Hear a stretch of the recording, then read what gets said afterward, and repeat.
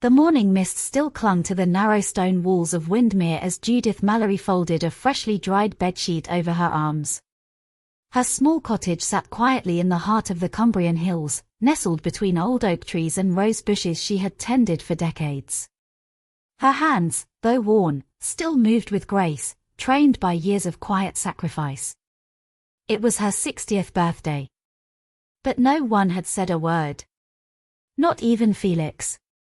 Judith set the sheet down and poured herself a cup of tea.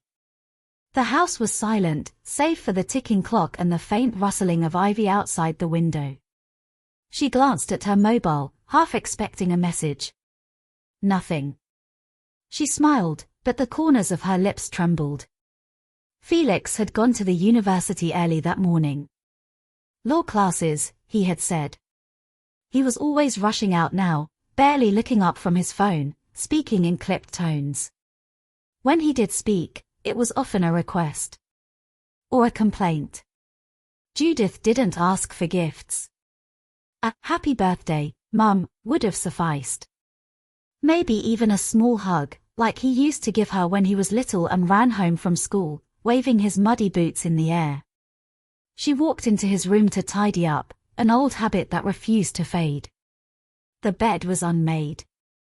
Crumpled jeans, socks, and a damp towel lay across the floor. On the chair sat a handwritten note. "Don't forget to iron the white shirt. I've got presentations this week." Judith held the note for a long moment, staring at the ink. Her fingers twitched slightly. Then she quietly picked up the shirt and placed it over the ironing board. By mid-afternoon, she had returned from the shop with a small Victoria sponge cake, one she bought for herself. It was reduced to clear, slightly squashed in the box. She placed it gently on the kitchen table, lit a single candle, and stared at it without lighting it. Then she packed it away. That evening, the wind picked up over the hills and the trees moaned softly against the window panes. Judith sat by the fire, her eyes fixed on the dancing flames. Her hand rested on a leather notebook she kept tucked beneath the cushion, where she recorded every financial transaction, every bill, every tuition fee. She opened it. A small tear landed on the page. Felix didn't know. He didn't know she had cancelled her dental treatment to pay his internet bill. That she skipped meals when groceries ran short. That the electricity had been disconnected once, quietly restored before he ever noticed. The laundry. The shirt. The birthday. The silence. It wasn't anger that filled her chest. It was something far heavier. Something beginning to shift. Days passed in Judith's cottage like the slow turning of a weathered page. The cold outside deepened, frost gathering on the windows like silent witnesses to a family's fracture. Felix came and went, always busy, always impatient. His demands grew more frequent, his tone sharper. "Did you sort the laundry yet?"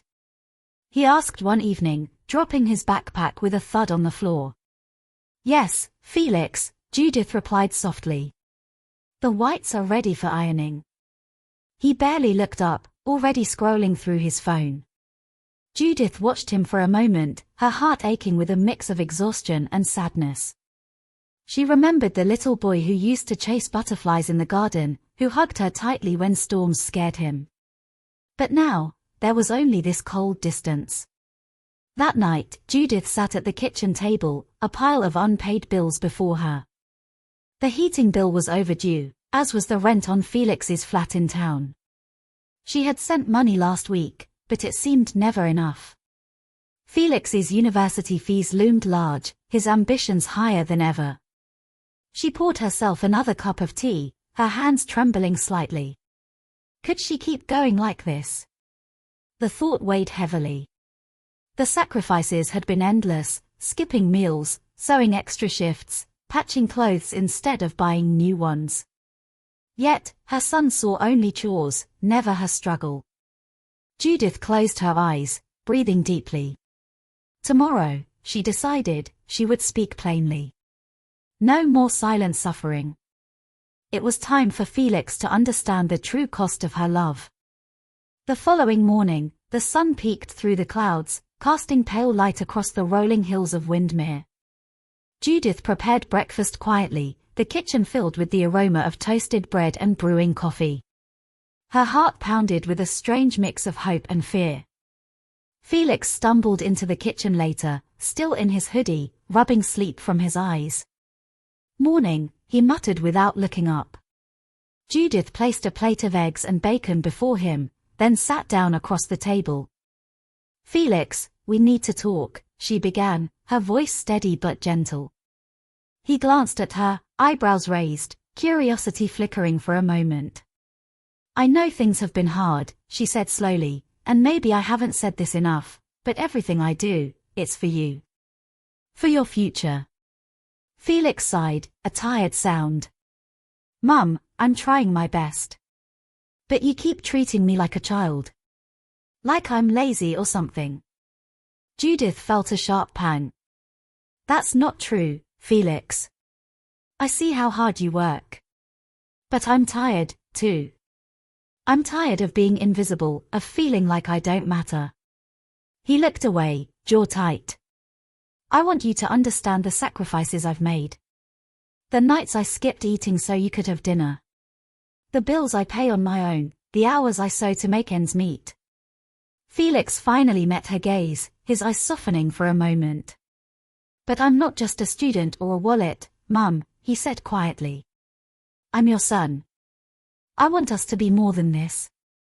Judith reached out, taking his hand in hers. "Me too." The air between them shifted, fragile yet hopeful. But Judith knew words alone wouldn't be enough. Later that day, she began writing a letter. A letter that would force Felix to see the truth. That evening, the cottage was unusually still. The wind howled outside, rattling the window panes as Judith prepared the small kitchen table for dinner. The usual smells of stew and freshly baked bread were absent. Instead, she placed a single envelope in the middle of the table. Felix arrived home later than usual, dropping his bag with a heavy sigh. His eyes barely met Judith's as he slumped into the chair. "Dinner's ready," she said quietly, gesturing toward the envelope. He frowned. "Where's the food?" Judith met his gaze steadily. "There is no dinner tonight, Felix. Instead, I've written something I want you to read." Confused, he pulled the envelope closer and opened it. Inside was a neatly typed letter, headed with the words, "Funding Termination Notice." Felix's eyes scanned the lines, disbelief and shock rippling across his face. Judith watched silently as his hands trembled slightly. The letter explained that, due to repeated lack of respect and ungratefulness, Judith would no longer be funding Felix's university fees, rent, or any other expenses.